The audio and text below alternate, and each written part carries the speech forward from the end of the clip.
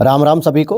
चलिए आज की क्लास हम लोग यूपी पीसीएस प्रीलिम्स 2026 के लिए शुरू करेंगे और ये इंडियन पॉलिटी की क्लास चल रही है जो आपकी परिणाम नोट्स की सीरीज है। परिणाम नोट्स क्या होते हैं? घटनाचक्र पूर्वालोकन के हैंड रिटन शॉर्ट नोट्स हैं जो आप लोग बुक नहीं पढ़ पाते हो टाइम की वजह से या मोटी बुक होने की वजह से या रिवाइज नहीं कर पाते हो, उन सभी को हमने कंसाइज फॉर्म में एवरी पॉइंट्स एवरी टॉपिक सभी कुछ पीवाईक्यूज को इंक्लूड करते हुए, केवल यूपी ही नहीं यूपीएससी से लेकर अदर 8-9 स्टेट के जो पीसीएस पीवाईक्यूज आते हैं वो सारे कुछ इंक्लूड करके बहुत सिस्टमैटिक तरीके से हम लोग इसे 60 से 70 पेज में कवर कर देते हैं, 80 पेज में कवर कर देते हैं और ये आपके लिए पिछले 3 साल से बहुत ही बेनिफिशियल सीरीज रही है।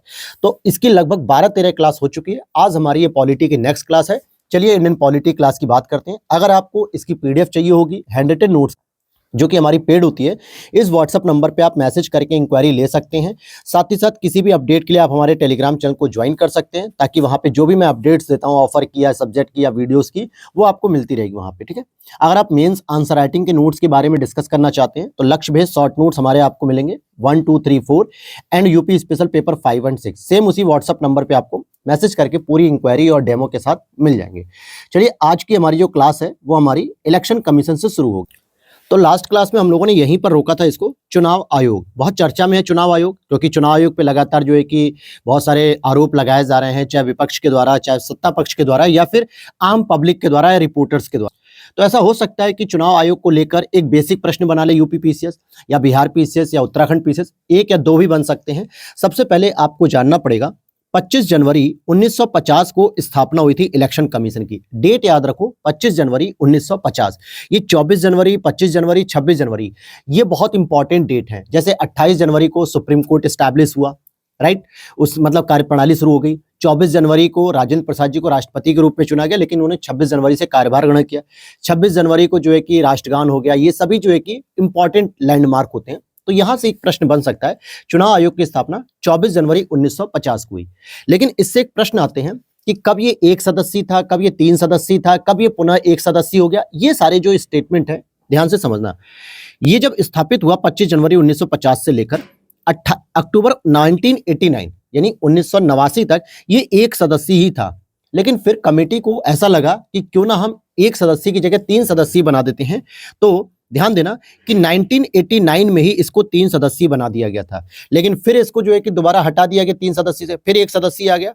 फाइनली अगर हम बात करें जो वर्तमान में आप एक मुख्य चुनाव आयुक्त देखते हो और 2 अन्य चुनाव आयुक्त देखते हैं आप, उनकी जो स्ट्रक्चरिंग हुई वो फाइनली 1 अक्टूबर 1993 से यह पुनः 3 सदस्यीय हो गया।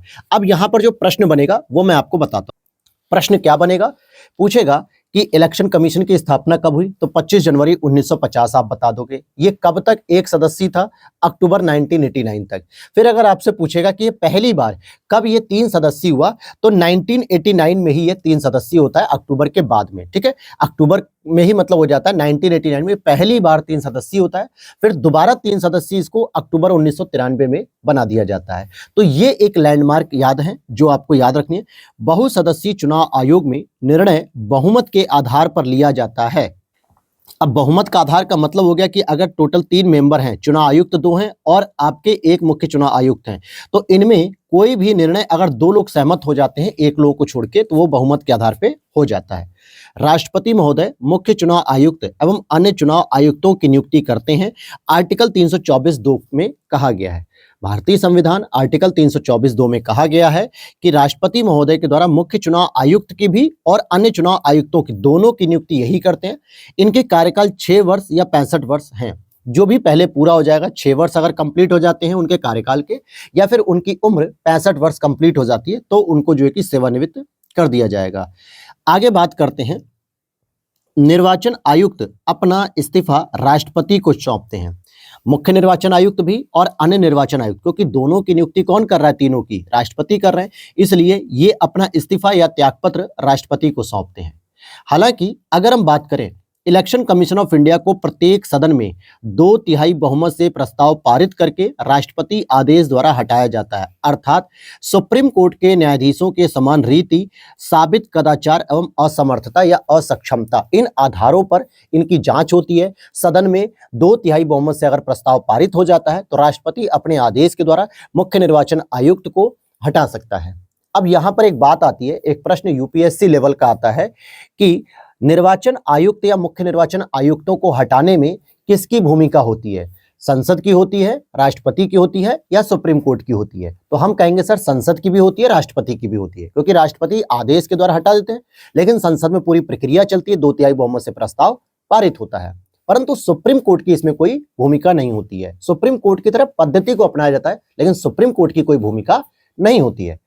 अगर यूपीएससी के अध्यक्ष और सदस्यों को हटाने की बात करें तो वहां संसद की कोई भूमिका नहीं होती है, बल्कि सुप्रीम कोर्ट की भूमिका होती है। जब सुप्रीम कोर्ट के जज जांच करते हैं उन अधिकारियों की, यूपीएससी अधिकारी चेयरपर्सन की, और उसके बाद राष्ट्रपति आदेश के द्वारा उन्हें हटाता है। दोनों में बेसिक डिफरेंस आपको क्लियर रहना चाहिए, क्योंकि दोनों ही संवैधानिक आयोग हैं। अन्य निर्वाचन आयुक्तों को राष्ट्रपति इलेक्शन कमीशन ऑफ इंडिया के परामर्श पर हटाता है। तो यहां पर देखो ये ईसीआई लिखा हुआ है, इलेक्शन कमीशन ऑफ इंडिया को हटाने की बात चल रही है 2/3 बहुमत से सदन के अंतर्गत, लेकिन अन्य निर्वाचन आयुक्तों को हटाने के लिए राष्ट्रपति ईसीआई के परामर्श पर हटाता है, अर्थात इलेक्शन कमीशन ऑफ इंडिया के परामर्श पर हटाता है। ECI, election commission of India एवं अन्य निर्वाचन आयुक्तों को सुप्रीम कोर्ट न्यायाधीश के समान वेतन और भत्ते मिलते हैं, और इन्हीं के समान हटाने की पद्धति भी अपनाई जाती है, साबित कदाचार एवं असमर्थता। तो सुप्रीम कोर्ट न्यायाधीश के समान ही वेतन मिलते हैं और भत्ते मिलते हैं। भारत का निर्वाचन आयोग किन किन के चुनाव कराता है? पहली चीज देखो, संसद का चुनाव कराता है। संसद में आप देखते हो लोकसभा का चुनाव होता है कि नहीं होता है, ठीक है। आम पब्लिक जो है कि चुनाव देती है, 2024 में हुए, फिर 2029 में होंगे, ठीक है। और राज्यसभा का भी चुनाव कराया जाता है, वही पद्धति अपनाई जाती है। तो संसद के होते हैं, प्लस राज्य विधानसभा के भी तो होते हैं, राज्य विधानमंडल के, जिसमें विधानसभा के जो मुख्यमंत्री और विधायकों के चुनाव होते हैं। जैसे अभी 2027 में यूपी में होने वाले हैं, अभी 2025 में बिहार में हुए, नीतीश जी की सरकार बन गई, तो वैसे ही विधान परिषद की बात होती है। तो इन दोनों के चुनाव कौन करा रहा है? भारत का निर्वाचन आयोग। राष्ट्रपति का इलेक्शन कौन कराते हैं? इलेक्शन कमीशन ऑफ इंडिया कराएगा। उपराष्ट्रपति का भी चुनाव कौन कराएगा? Election commission of India. और निर्वाचन सूची तैयार करना या मतलब आदेश देना, अधिसूचना जारी करना, निर्वाचक चिन्ह देना, ये सारी चीजें जो है कि इलेक्शन कमीशन ऑफ इंडिया करता है।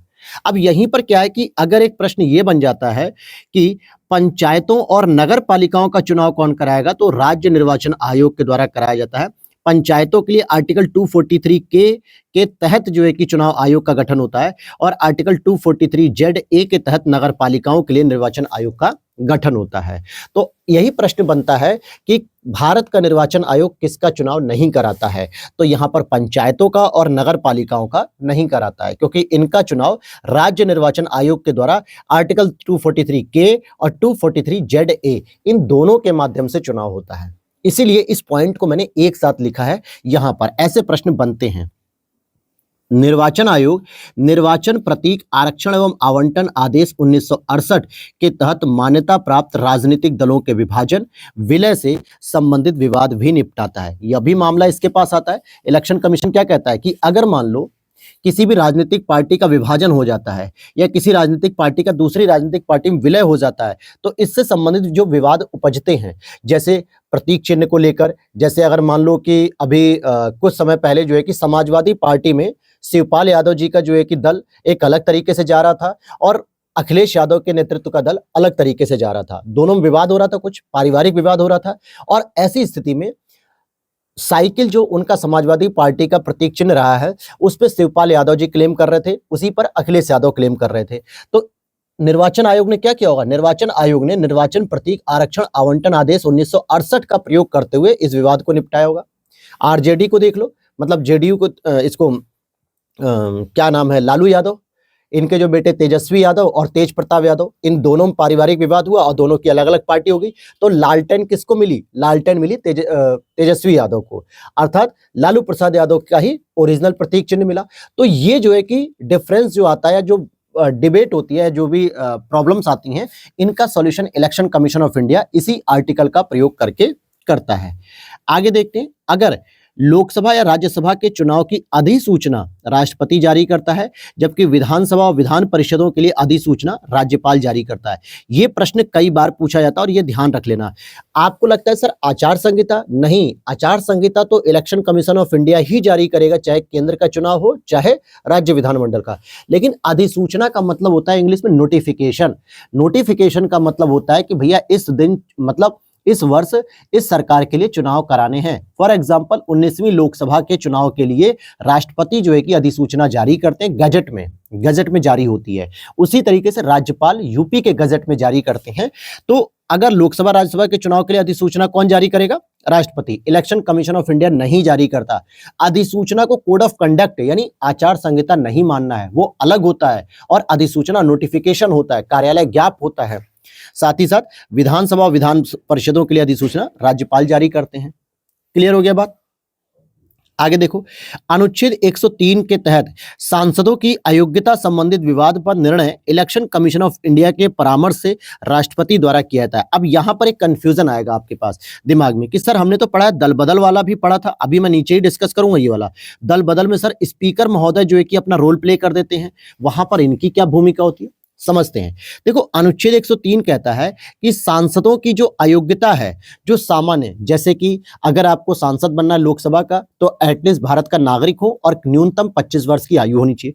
राज्यसभा का सांसद बनना है, भारत का नागरिक हो, न्यूनतम 30 वर्ष की आयु होनी चाहिए। ये हो गया। और भी किसी और बात से, जैसे लाभ का पद धारण ना किया होना चाहिए। तो यहां पर आपको देखना है कि अयोग्यता संबंधी जो भी विवाद होगा ना, उसे इलेक्शन कमीशन ऑफ इंडिया के परामर्श से राष्ट्रपति द्वारा किया जाता है। इस विवाद पर निर्णय राष्ट्रपति करेंगे, लेकिन परामर्श लेंगे इलेक्शन कमीशन ऑफ इंडिया से। लेकिन अगर किसी वजह से दल से संबंधित हो गया, दल बदल अधिनियम से, जो 52वें संवैधानिक संशोधन 1989 के द्वारा 85 के द्वारा जोड़ा गया, 10वीं अनुसूची, इसमें कहा गया है कि अगर 2/3 सदस्य एक राजनीतिक पार्टी को छोड़ के किसी दूसरी राजनीतिक पार्टी में शामिल हो जाते हैं तो उनके ऊपर अयोग्यता नहीं लागू होती है। परंतु 2/3 सदस्यों से कम लोग अगर एक राजनीतिक पार्टी को छोड़ के दूसरी राजनीतिक पार्टी में शामिल हो जाते हैं सदन के अंदर रहते हुए, यानी सदस्य रहते हुए, तो उनकी अयोग्यता हो जाती है और वो सदन से बाहर कर दिए जाते हैं।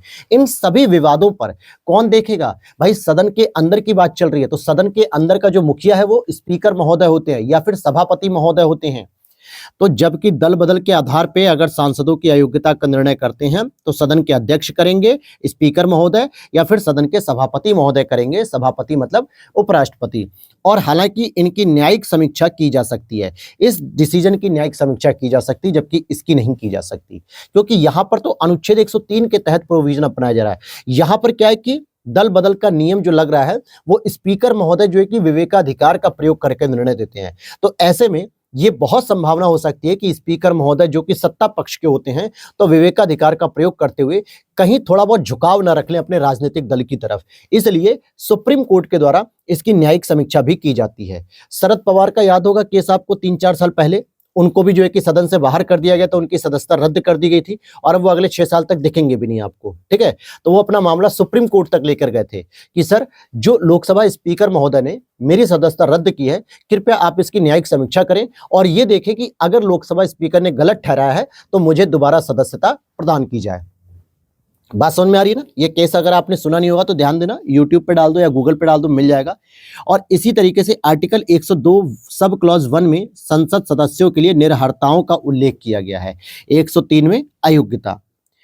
आगे बात करते हैं, न्यायालय द्वारा अपराधी अगर कोई घोषित व्यक्ति किए गए को चुनाव लड़ने के लिए अयोग्य करार देने का निर्णय संसद के द्वारा किया जाता है। अर्थात न्यायालय ने अगर किसी व्यक्ति को अपराधी घोषित कर दिया है, दंड उसके ऊपर जो है कि सिद्ध हो चुका है, तो ऐसी स्थिति में उस व्यक्ति को चुनाव लड़ने के लिए अयोग्य करार देने का काम संसद के द्वारा किया जाता है। जनप्रतिनिधित्व अधिनियम 1951, RPA, representative of people act, जन प्रतिनिधित्व अधिनियम 1951 के तहत 2 वर्ष या अधिक की सजा अगर हो जाती है, 2 वर्ष या उससे अधिक की अगर आपको सजा प्राप्त हो जाती है तो वह व्यक्ति अगले 6 साल तक चुनाव लड़ने के लिए अयोग्य हो जाता है। लालू प्रसाद यादव का करियर कैसे खत्म हुआ?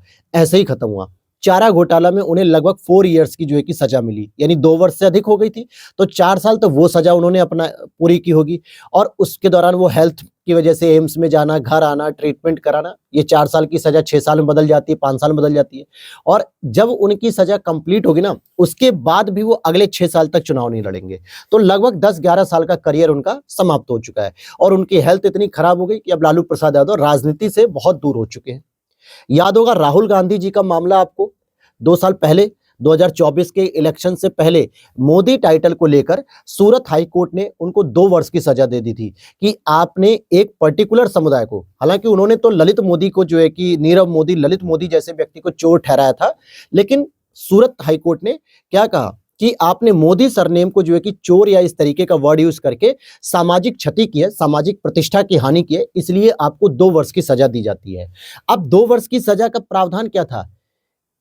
गुजरात हाईकोर्ट या सूरत हाईकोर्ट यह देखा कि अगर 2 वर्ष की इनको सजा मिलती है तो अगले 6 साल तक वो चुनाव नहीं लड़ेंगे, यानी 2024 का इलेक्शन जो है कि कांग्रेस राहुल गांधी के नेतृत्व में नहीं लड़ पाती।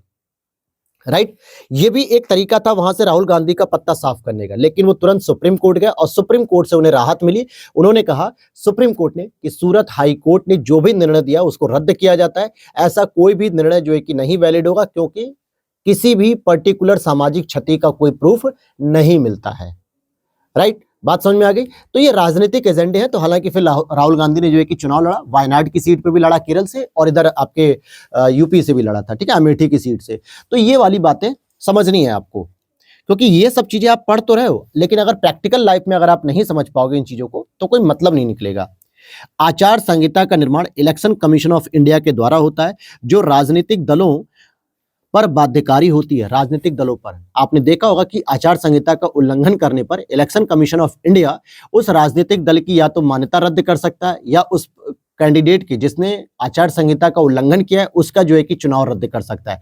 हालांकि 2024 के इलेक्शन में ऐसे बहुत सारे केसेस देखने को मिले जहां पर इलेक्शन कमीशन ऑफ इंडिया मौन हो गया, जो कि गलत है। एक गलत परिपाटी वो सिद्ध कर रहा है, एक गलत परिपाटी वो बना रहा है कि ताकि आगे के इलेक्शन कमीशन ऑफ इंडिया इस तरीके के मिसयूज करना शुरू करे। बिहार चुनाव में देखो, चुनाव के दौरान एक चरण का चुनाव होने के बाद जो है कि बिहार में महिलाओं के खाते में पैसे भेजे जा रहे हैं, रेवड़ी बांटी जा रही है, फ्रीबीज दी जा रही है, जो कि लोकतांत्रिक पद्धति के खिलाफ था। ये भी मानते हैं। बहुत सारे ऐसे केसेस आते हैं, लेकिन पूरी तरीके से वो चुप रहे हैं, और चुनाव की घोषणा होते ही यह प्रभावी हो जाती है। उसके बाद किसी भी प्रकार की नई योजनाएं, नई स्कीम्स नहीं जारी की जा सकती हैं। भारत में मताधिकार एवं निर्वाचित होने का अधिकार कैसा होता है? विधिक अधिकार होता है, लीगल राइट। अब यहां पर आप कहोगे कि सर हमने तो पढ़ा है कि आर्टिकल 326 के तहत मतदान देने का अधिकार होता है, तो ये मताधिकार तो सर हमारा संवैधानिक अधिकार भी हो गया। अगर देखो दोनों ऑप्शन आते ना, संवैधानिक और विधिक, और आपको दे दे एक या एक से अधिक, तब तो आप डी ऑप्शन ले लो कि भैया दोनों अधिकार होते हैं। लेकिन अगर एक ऑप्शन में दिया हो मताधिकार विधिक लीगल राइट, और एक ऑप्शन में दिया हो संवैधानिक, तो आपको लीगल राइट पर ही जाना है, क्योंकि आयोग ज्यादातर इसी आंसर को सही मानता है। राइट, 61वां संवैधानिक संशोधन 1988 के द्वारा मताधिकार की आयु 21 वर्ष से घटाकर 18 वर्ष कर दी गई। तो अगर आपसे पूछता है कि पहली बार 18 वर्ष की आयु के आधार पे कौन सा लोकसभा चुनाव हुआ, तो पहली बार इसका प्रयोग 9वीं लोकसभा चुनाव 1989 में किया गया था। ये वही 89 का समय है जब 3 सदस्यीय जो है कि निकाय भी आपका बन चुका था।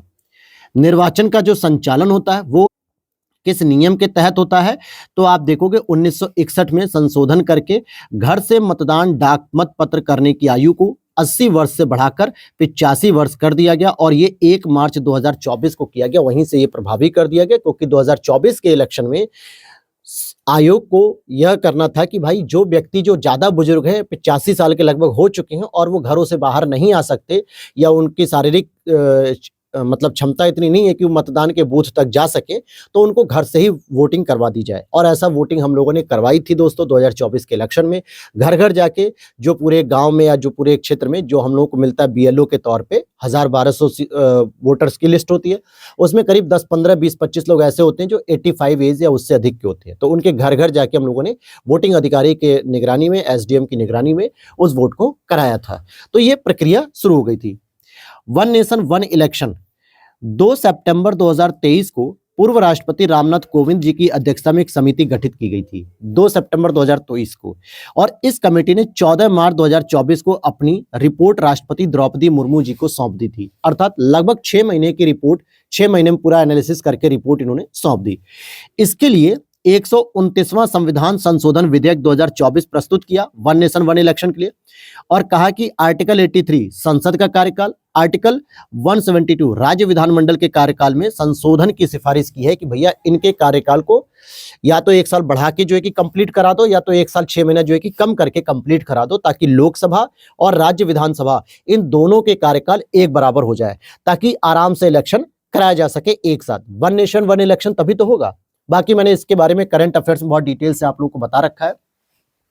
आगे देखते, जन प्रतिनिधित्व अधिनियम 1951 में 1996 के संशोधन के द्वारा प्रावधान किया गया कि कोई भी प्रत्याशी 2 से अधिक क्षेत्रों या सीटों से चुनाव नहीं लड़ सकता है। अब यहां पर क्या होता है ना, यही सारे पॉइंट्स होते हैं जो आपको कंफ्यूज करते हैं। याद होगा जब 2014 का इलेक्शन हुआ था ना फर्स्ट टाइम, तब नरेंद्र मोदी 2 जगह से चुनाव लड़ रहे थे। एक तो बनारस से सीट से लड़ रहे थे, बनारस के संसदीय क्षेत्र से, और एक उन्होंने गुजरात के वडोदरा या जामनगर कुछ ऐसी जो है कि सीट से उन्होंने चुनाव लड़ा था, क्योंकि फर्स्ट टाइम वो प्रधानमंत्री कैंडिडेट के लिए जो है कि उतर रहे थे। उनको डाउट था कि कहीं ऐसा ना हो कि मैं गुजरात और बनारस किसी 2 जगह से लड़ लूं, कहीं एक से तो मुझे संसदीय सीट मिल जाएगी ना। हालांकि बनारस से जो है कि उनको फिर संसदीय सीट फाइनल की गई और वहीं से वो संसदीय सीट से आज तक चुनाव लड़ रहे हैं 3 बार। तो पहली बार वो भी 2 सीट से लड़े। राहुल गांधी भी वायनाड केरल से लड़ते थे, क्योंकि उनके लिए बहुत सेफ जोन था, वो सेफ सीट रहती थी, हर साल वहां से जीतते थे, मतलब जब भी चुनाव था। इस बार उन्होंने भी अमेठी से दूसरी सीट का चुनाव लड़ा और फिर क्या किया, उत्तर प्रदेश की अमेठी की सीट एक्सेप्ट की और वायनाड पे जब सीट छोड़ी तो वहां पे जब उपचुनाव हुआ तो वहां पे उन्होंने प्रियंका गांधी जी के लिए सीट फिक्स कर दी कि प्रियंका गांधी या प्रियंका वाड्रा वहां से चुनाव लड़ेंगी, और फिर इस तरीके से वो भी कैंडिडेट बनके सदन में आ जाती हैं। ठीक है, तो ये नियम कह रहा है कि 1951 में जब 96 में संशोधन किया गया कि भैया 2 से अधिक सीटों से अब चुनाव आप नहीं लड़ सकते हो, केवल 2 सीटों से चुनाव लड़ोगे, और चुनाव लड़ने वाले प्रत्याशी की मृत्यु पर चुनाव रद्द नहीं होगा। ध्यान देना, अगर कोई चुनाव लड़ रहा है प्रत्याशी, अचानक से उस व्यक्ति की मृत्यु हो जाती है तो वो चुनाव रद्द नहीं होगा। क्यों नहीं होगा? क्योंकि अगर उस जगह पे 1 या मतलब 2 या 2 से अधिक कैंडिडेट चुनाव लड़ रहे हैं तो जाहिर सी बात है कि वहां पे चुनाव रद्द नहीं होगा, बाकी कैंडिडेट के बीच में प्रतिद्वंदिता चलेगी। एक्सेप्शन ये है कि अगर किसी क्षेत्र से चुनाव लड़ने वाला प्रत्याशी अकेला ही खड़ा हुआ था और कोई प्रत्याशी नहीं था, निर्दलीय था या निर्विरोध था जिसे कह सकते हैं, और उसी की मृत्यु हो गई, तो जाहिर सी बात है चुनाव तो स्थगित हो जाएगा। फिर चुनाव में खड़ा कौन रहेगा? फिर कोई और कैंडिडेट आने के लिए पूरा प्रक्रिया अपनाई जाएगी। तब स्थिति में जो है कि चुनाव को स्थगित किया था। अदरवाइज 2 या 2 से अधिक अगर कैंडिडेट हैं, किसी एक कैंडिडेट की मृत्यु हो जाती है आकस्मिक रूप से, तो भी चुनाव रद्द नहीं होगा। राष्ट्रीय ध्वज और संविधान के अपमान के अपराध में दोष सिद्धि होने पर उस तिथि से 6 वर्षों तक चुनाव लड़ने के लिए अयोग्य घोषित कर दिया जाएगा। यानी कि अगर आपने राष्ट्रीय ध्वज का अपमान किया है, संविधान का अपमान किया और इस अपमान के आरोप में आपके ऊपर प्रूफ हो जाता है कि हाँ ये बात सच है, आपकी दोष सिद्धि होती है कि आप अपराधी हैं, आप गिल्टी हैं, तो आपको 6 वर्षों तक चुनाव लड़ने के लिए अयोग्य कर दिया जाएगा। परिसीमन आयोग, इससे यूपीएससी ने प्रश्न पूछा था। देखो क्या पूछा है यूपीएससी ने प्रश्न इससे, ये मैं आपको बताता हूं। आर्टिकल 82 के तहत संसद विधि बनाकर गठन करती है। किसमें? आर्टिकल 82 में परिसीमन आयोग के बारे में बात की गई है। और कौन इसका गठन करेगा? संसद गठन करेगा, राष्ट्रपति नहीं। इसके अध्यक्ष की नियुक्ति केंद्र सरकार करती है। इसके अध्यक्ष की नियुक्ति केंद्र सरकार करेगी। परिसीमन आयोग के आदेशों को किसी भी न्यायालय में चुनौती नहीं दी जा सकती, फिर चाहे आप सुप्रीम कोर्ट में जाओ, चाहे हाई कोर्ट में जाओ, चाहे जहां भी जाओ, आप इसके जो आदेश आते हैं, जो सिफारिशें होती हैं, जो भी निर्णय होते हैं, उनके खिलाफ आप किसी प्रकार की अपील नहीं कर सकते हो। इसके आदेश लोकसभा और राज्य विधानमंडल में रखे जाते हैं, तो उनमें कोई संशोधन नहीं किया जा सकता। बस इसलिए रखे जाते हैं ताकि संसद के सदस्यों को बता दिया जाए कि भैया ये नया आदेश आया, यहाँ पे सीटों का डिवीजन हुआ, यहाँ पे सीटों का बंटवारा हुआ है, या फिर विधानसभा के अंतर्गत कहा जाता है कि भैया यहाँ पे यही हुआ है, कोई भी संशोधन नहीं हो सकता है। अब तक गठित परिसीमन आयोग की बात करें तो 1952, 1963, 1973, 2002 और 2020। अब देखो यूपीएससी ने 2024 के प्रीलिम्स एग्जाम्स में पूछा था कि अब तक कितने जो है कि परिसीमन आयोग गठित किए गए हैं। जैसे यहाँ पे लिखा है यूपीएससी 2024 में 4 गठन को ही उत्तर माना गया, तकनीकी रूप से 5 गठन हो चुके हैं। लेकिन 2020 वाला ना जम्मू कश्मीर के लिए रंजना प्रकाश देसाई की अध्यक्षता में गठित हुआ था। तो रंजना प्रकाश देसाई की अध्यक्षता में एक पर्टिकुलर क्षेत्र के लिए गठित हुआ था, तो उस हिसाब से देखा जाए तकनीकी रूप से तो 5 है, लेकिन यूपीएससी ने 4 आंसर माना। यानी यूपीएससी का अपना एक लॉजिक है जो कि बहुत ऑथेंटिक मानाता है, तो हम लोग भी 4 ही लिख रहे हैं, लेकिन हमने दोनों बातों को यहाँ पे रख रखा है आपको। आगे बात करते हैं। आनुपातिक प्रतिनिधित्व की व्यवस्था अल्पसंख्यकों के हितों को सुनिश्चित करती है। बिल्कुल सही बात है। अगर आप आनुपातिक प्रतिनिधित्व पद्धति को अपनाते हैं तो जिस अनुपात में जिस पार्टी को जो है कि सीट मिली है, उस अनुपात में एक जो है कि सीटें मिल जाती हैं। 2 दलीय प्रणाली में यह असफल हो जाती है। जैसे यूएसए और यूके में क्या, या तो एक बहुमत होगा या तो एक अल्पमत होगा, और यहाँ पे अल्पसंख्यकों के हितों की कोई बात होती नहीं है। प्रथम ईसीआई मतलब election commission of India Sukumar Sen साहब थे 1950 से 58 तक, और प्रथम महिला election commission of India Rama Devi ji थी 1990 से 1990 तक, यानी एक में निकले नवंबर 1990 से दिसंबर 1990। और ये प्रश्न आपके आरओ एग्जाम 2023 में पूछ लिया गया। राष्ट्रीय मतदाता दिवस 25 जनवरी को सेलिब्रेट किया था। तो ये आपका एक पॉलिटिकल पार्टी से रिलेटेड, मतलब इलेक्शन कमीशन कंप्लीट हुआ। अब हम पॉलिटिकल पार्टीज को पढ़े तो देखते हैं पॉलिटिकल पार्टीज को।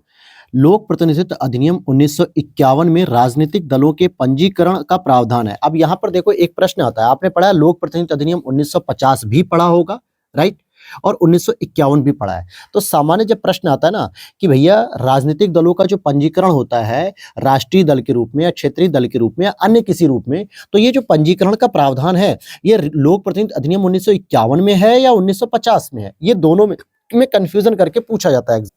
तो आपका उत्तर होना चाहिए कि राजनीतिक दलों का जो पंजीकरण है वो 1951 के अधिनियम में होता है। देखो मैं इस तरीके से जानबूझ के आपको बता रहा हूं ताकि जो जो प्रश्न बनने की संभावना होती ना वो संभावना बिल्कुल जीरो हो जाए एक तरीके से, राइट। तो ये वाली बातें हैं। फिर राष्ट्रीय दल हेतु शर्तें, लोकसभा चुनाव में 4 या अधिक राज्यों में वैध मतों का 6%। अब देखो राष्ट्रीय दल के लिए क्या क्या शर्तें होंगी, कौन से राजनीतिक दलों को हम राष्ट्रीय दल मानेंगे। जैसे वर्तमान में जो है कि 6 पार्टियां राजनीतिक जो दल हैं उनको राष्ट्रीय स्तर की पार्टियां मानी जाती है, जैसे कि भारतीय जनता पार्टी हो गई, कांग्रेस हो गई, या फिर आपकी कम्युनिस्ट पार्टी ऑफ इंडिया हो गई। इस तरीके की चीजों को हम पढ़ते हैं। देखो लोकसभा चुनाव में 4 या अधिक राज्यों में वैध मतों का अगर 6% प्राप्त होता है, प्लस साथ में दूसरी कंडीशन भी है कि कम से कम 4 लोकसभा सीटें अगर प्राप्त हो जाती हैं किसी भी एक राजनीतिक पार्टी को, तो उसे राष्ट्रीय दल की पार्टी कहा जाता है।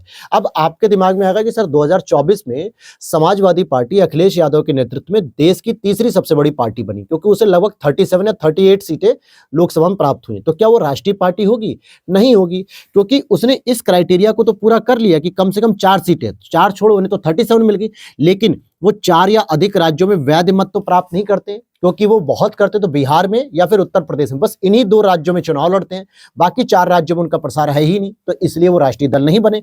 ये कंडीशन। या फिर एक दूसरी कंडीशन हो सकती है, किसी भी पार्टी को 2-3 कंडीशन दी जाती है, उनमें से कोई भी एक आप फुलफिल कर लीजिए। दूसरी कंडीशन होती है कि लोकसभा चुनाव में कुल सदस्य संख्या जो 543 है, इसका 2% सीटें अगर प्राप्त हो गई हों तथा ये सीटें कम से कम 3 राज्यों से होनी चाहिए। ये कंडीशन भी मैं समाजवादी पार्टी का नाम इसलिए ले रहा हूं क्योंकि 2024 में अभी सबसे बड़ी राजनीतिक पार्टी के रूप में ये उभर के आए थे। सबसे बड़ी पार्टी बीजेपी थी, दूसरी कांग्रेस थी, तीसरी समाजवादी पार्टी। तो समझना थोड़ा आसान हो जाएगा आप लोगों के लिए कि किस कंडीशन में हम किसी पार्टी को राजनीतिक दल के रूप में राष्ट्रीय रूप मान्यता देते हैं। अब यहां पर कहोगे सर 543 का 2% सीटें तो बहुत हो गई जो है कि अगर देखा जाए तो, या फिर ये सीटें जो प्राप्त हो रही थी कम से कम 3 राज्यों में हो, तो समाजवादी पार्टी के पास ऐसा भी ऑप्शन नहीं था। हाँ, उस दल को कम से कम 4 राज्यों में अगर राज्य स्तरीय दल की मान्यता प्राप्त हो तो उसे राजनीतिक दल की पार्टी कहा जा सकता है राष्ट्रीय। जैसे आम आदमी पार्टी अरविंद केजरीवाल के नेतृत्व में पंजाब में, दिल्ली में, गुजरात में, और भी एक राज्य हिमाचल सा कोई और एक राज्य था, इन चारों राज्यों में राज्य स्तर की पार्टी बन चुकी थी, इसलिए उसको राष्ट्रीय पार्टी का दर्जा दिया गया। अदरवाइज एक आप नॉर्थ ईस्ट की पार्टी का नाम देखोगे, मुझे एग्जैक्ट याद नहीं आ रहा, नेशनल पीपुल्स करके कुछ है, अभी मैं बता दूंगा। वो नॉर्थ ईस्ट के 4-5 राज्यों में जो है कि स्टेट लेवल की पार्टी है, इसलिए भी उसे राष्ट्रीय दल का दर्जा मिल चुका है। तो या तो ये क्राइटेरिया पूरा कर लो, या ये कर लो, या फिर ये कर लो, तीनों में से कोई भी एक क्राइटेरिया आप पूरा करोगे तो राष्ट्रीय दल की पार्टी आप बन जाओगे। अब आते हैं क्षेत्रीय दलों के लिए। क्षेत्रीय दलों के लिए क्या शर्तें हैं कि विधानसभा चुनाव में वैध मतों को न्यूनतम 6% मत प्राप्त होना चाहिए और न्यूनतम 2 सीटें प्राप्त हों, ठीक है, तब तो आप जो है कि क्षेत्रीय स्तर की पार्टी कहलाओगे। और ये प्लस का मतलब है दोनों कंडीशन यहां पे पूरी करनी होंगी। अर्थात दूसरी कंडीशन आप फॉलो कर लो कि लोकसभा चुनाव में वैध मतों का 6% आपने चुनाव प्राप्त किया हो वोट, और न्यूनतम 1 लोकसभा सीट आपने जीती हो, या तो इस कंडीशन को प्राप्त कर लो तो भी आप क्षेत्रीय दल के पार्टी बन जाओगे। तीसरा है कि विधानसभा की न्यूनतम 3% सीट अथवा न्यूनतम 3 सीट जो भी ज्यादा होगी। अब यूपी के पर्सपेक्टिव से देखें तो 3% सीट ज्यादा है, क्योंकि 403 जो है कि पूरी टोटल सीट है, तो भैया लेके आओ 12-13 सीट, तब आपको क्षेत्रीय पार्टी के रूप में जाना जाएगा। लोकसभा या विधानसभा के चुनाव में वैध मतों का अगर आप 8% प्राप्त कर लेते हो तो भी जो है कि आपको क्या मान लिया जाएगा, क्षेत्रीय स्तर की पार्टी मान लिया जाएगा। वर्तमान में 6 राष्ट्रीय दल हैं। नेशनल पार्टीज कितनी? 6। कौन कौन सी? तो देखो वर्तमान में कौन कौन सी पार्टियां नेशनल लेवल की पार्टी हैं। भारतीय जनता पार्टी बीजेपी जिसे कहते हैं, भारतीय राष्ट्रीय कांग्रेस जिसे कांग्रेस कहते हैं, और बहुजन समाज पार्टी मायावती जी के नेतृत्व में जो पार्टी है बहुजन समाजवादी पार्टी, बहुजन समाज पार्टी होती है, ये हो गया। और सीपीआई जो साउथ इंडिया में जो है कि ज्यादा एक्टिव होती है, कम्युनिस्ट पार्टी ऑफ इंडिया, जैसे केरल वगैरह में भी इसकी सरकार रहती है, और नेशनल पीपुल्स पार्टी, यही मैं पार्टी कह रहा था जो नॉर्थ ईस्ट की थी ये पार्टी। इसने 4 राज्यों में जो है कि अपना क्षेत्रीय स्तर की पार्टी का दर्जा हासिल किया और इसलिए इस आधार पे इसको राष्ट्रीय स्तर का दर्जा मिल गया है। और आम आदमी पार्टी, ये दोनों ही पार्टियां ऐसे स्तर को पूरा करती हैं, क्राइटेरिया को, जो स्टेट लेवल की जो है कि पार्टी बनने का दर्जा रखती हैं। आगे कुछ हिस्टोरिकल प्रश्न है, जैसे इंडिपेंडेंट लेबर पार्टी के संस्थापक कौन थे? तो भीमराव अंबेडकर जी थे, 1936 में इन्होंने स्थापना की थी। All India scheduled caste federation की स्थापना अंबेडकर जी के द्वारा ही की गई है। तो इंडिपेंडेंट लेबर पार्टी हो जाए या all India scheduled caste federation हो जाए, इन दोनों की स्थापना भीमराव अंबेडकर जी ने की है। कुछ राजनीतिक दल हैं, इनसे संबंधित जो प्रमुख नेता हैं, जो नेतृत्व करता है एक तरीके से, जैसे भारतीय जनसंघ, तो श्यामा प्रसाद मुखर्जी जी, इन्होंने 1951 में ही जनसंघ पार्टी की स्थापना की थी। सोशलिस्ट पार्टी की बात करेंगे तो जेपी नारायण और आचार्य नरेंद्र देव। हालांकि कांग्रेस का एक राजनीतिक दल था जिसकी स्थापना 1934 में की गई थी, राजनीतिक दल के रूप में, कांग्रेस के समाजवादी पार्टी के रूप में। कांग्रेस फॉर डेमोक्रेसी जगजीवन राम जी से समझते, जो श्रम मंत्री थे अंतरिम सरकार में। और स्वतंत्र पार्टी सी राजगोपालाचारी जी ने स्थापना की थी स्वतंत्र पार्टी की। कुछ और राजनीतिक दल हैं और इनके स्थापना वर्ष है। कई बार ये प्रश्न यूपी पीसीएस में खासकर आता है, स्टेट पीसीएस में आता है, क्रोनोलॉजी के साथ मिलान करने के लिए कि भैया ईयर वाइज आप इसका मिलान करके देखिए, या फिर कौन सबसे पहले स्थापित हुई कौन बाद में, इसको मिलान करिए। तो इसको देखते हैं। जैसे सीपीआई की बात करें, कम्युनिस्ट पार्टी ऑफ इंडिया, 1925 में इसकी स्थापना हुई थी। और CPI M, communist party of, जो एम का मतलब मार्क्सवादी लेनिनिस्ट कहते हैं, ठीक है, इस विचारधारा को। तो इसी सीपीआई में डिवीजन हुआ, विभाजन हुआ, और सीपीआई एम का जन्म हुआ 1964 में। एआईडीएमके की बात करें, एआईएडीएमके की पार्टी 1972 में गठित हुई। तेलुगु देशम पार्टी 1982 में गठित हुई। भारतीय राष्ट्रीय कांग्रेस, ये 1885 है, 1985 नहीं। ए.ओ. ह्यूम, याद करो, एलन ऑक्टेवियन ह्यूम, और उस समय जो है कि डफरिन, लॉर्ड डफरिन वहां के वायसराय थे। भारतीय जनसंघ श्यामा प्रसाद मुखर्जी जी ने 1951 में गठित की। समाजवादी पार्टी मुलायम सिंह यादव, स्वर्गीय मुलायम सिंह यादव जी ने 1992 में गठित की। बहुजन समाजवादी पार्टी, बहुजन समाज पार्टी 1984 में। और ऑल इंडिया तृणमूल कांग्रेस, ये पश्चिम बंगाल की जो तृणमूल कांग्रेस है, ममता बनर्जी जी के नेतृत्व में चल रही है, 1998 में। तो ये कुछ क्षेत्रीय पार्टियां हैं, राजनीतिक दल हैं, जिनके स्थापना वर्ष भी पूछे जाते हैं। कुछ ट्रेड यूनियन है जो कुछ पार्टी से संबंधित होते हैं, जैसे भारतीय मजदूर संघ, इसको हम लोग बीएमएस बोलते हैं, बीएमएस, भारतीय मजदूर संघ, बीजेपी से संबंधित है। Indian national trade union Congress, INTUC, भारतीय राष्ट्रीय कांग्रेस से संबंधित है। United trade union Congress, revolutionary socialist party से संबंधित है। और all India trade union Congress, AITUC की बात करें तो सीपीआई से संबंधित है। तो देखो, इंटक की बात होगी तो कांग्रेस से संबंधित हो जाएगा, Indian national trade union Congress. अगर एटक की बात होगी, all Indian trade union Congress की बात हो जाएगी, तो ये सीपीआई से संबंधित हो जाएगा। तो एटक और इंटक में आपको बहुत ध्यान से देखना है।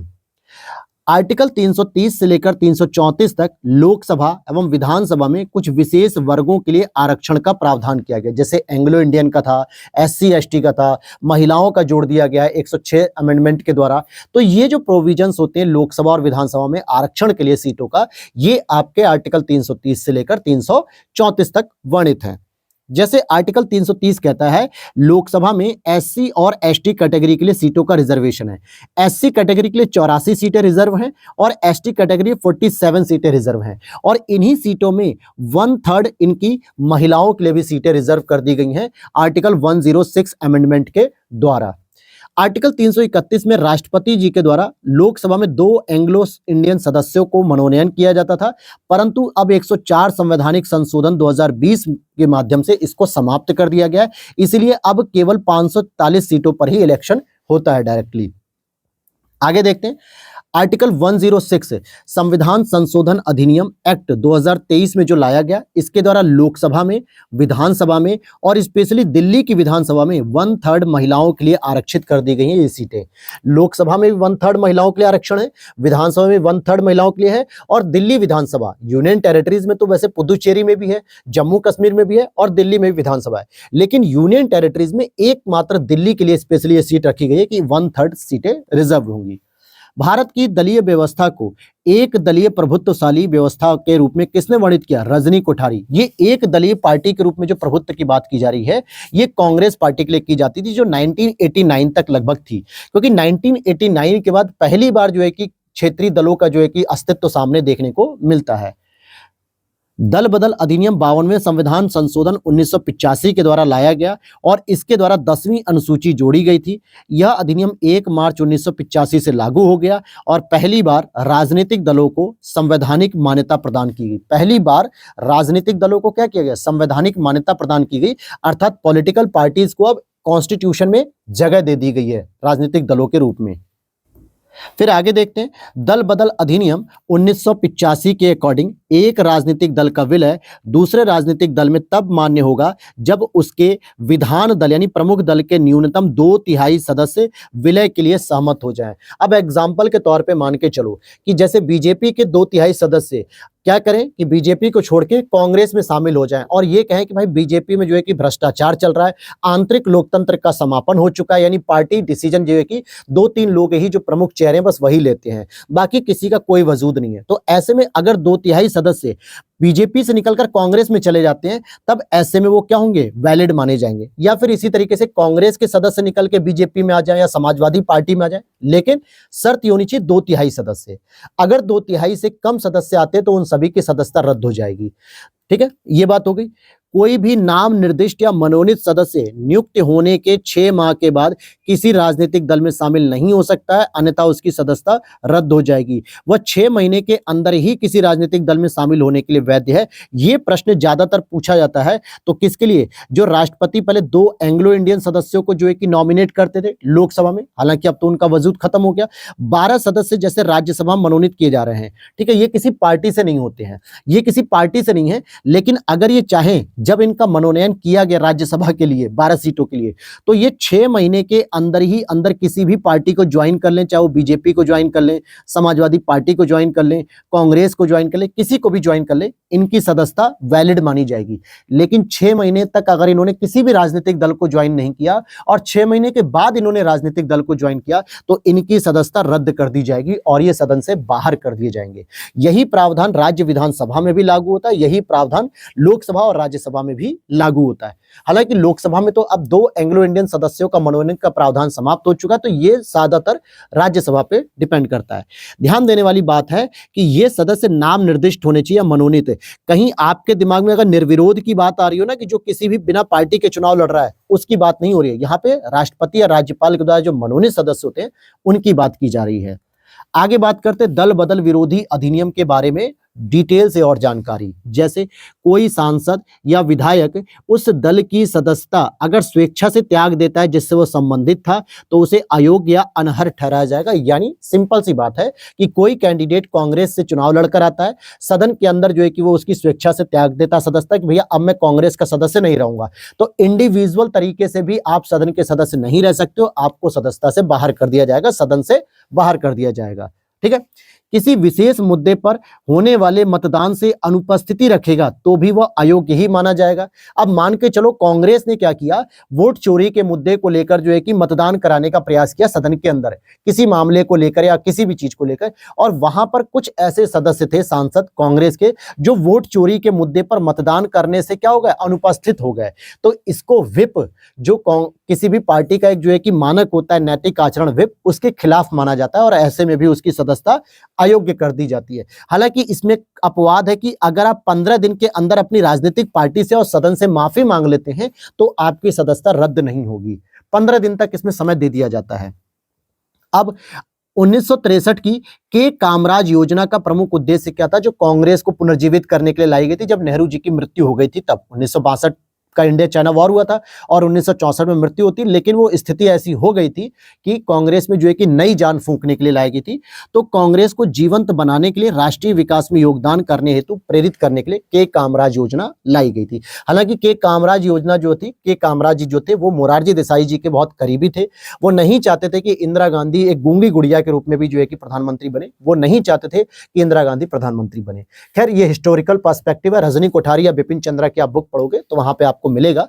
चलिए, तो अब हमारा एक नया चैप्टर आता है। इलेक्शन कमीशन हमारा खत्म हो गया, राजनीतिक पार्टी हमारी खत्म हो गई। अब हम आते हैं संविधान संशोधन। अब इसको हम लोग पढ़ेंगे दोस्तों नेक्स्ट क्लास में, ठीक है। देखो ज्यादा बड़ी क्लास में नहीं रख सकता, ठीक है। कभी कभी क्या होता है ना कि मैं देखता हूं, अपने एनालिटिक्स को ऑब्जर्व करता हूं कि जब भी मैं 55 मिनट या 50 मिनट या 55-60 मिनट तक के एवरेज क्लास बनाता हूं, तो वहां पे स्टूडेंट्स के जो ना तो कोई कमेंट आते हैं, ना कोई लाइक्स होते हैं, और ना ही जो है कि इंगेजिंग होता है। क्यों? इससे साफ दिख रहा होता है कि स्टूडेंट भी चाहता है कि बस यार 40 से 42 मिनट तक की कोई क्लास दे दो। ज्यादा लंबी क्लास भी बोरियत हो जाता है, क्योंकि उसके पूरे दिन का शेड्यूल होता है कि भाई आधे घंटे 1 घंटे ये क्लास देख लेंगे, फिर ये क्लास देख लेंगे, ऐसे पढ़ लेंगे। इसलिए ज्यादा लंबी क्लास भी नहीं रखना चाहता हूं। अच्छा, अब संविधान संशोधन को अगर अभी मैं शुरू करूंगा तो कम से कम 25 मिनट और जाएगा, तो एवरेज ही मान के चलो 1 घंटे से अधिक हो जाए, क्योंकि ये लंबा चैप्टर है। तो हम लोग इसको कल की क्लास में शुरू करेंगे। वीडियो अच्छी लगी हो तो लाइक कर देना दोस्तों, और इस तरीके की पीडीएफ को अगर आप परचेस करना चाहते हो तो आप हमारे दिए गए इस व्हाट्सएप नंबर पे मैसेज कर सकते हो, और ये हमारा टेलीग्राम चैनल है ऑफिशियली, इसे ज्वाइन कर लो, जहां पर अपडेट्स मिलती रहती है। मिलते हैं नेक्स्ट वीडियो में। जय हिंद, जय भारत।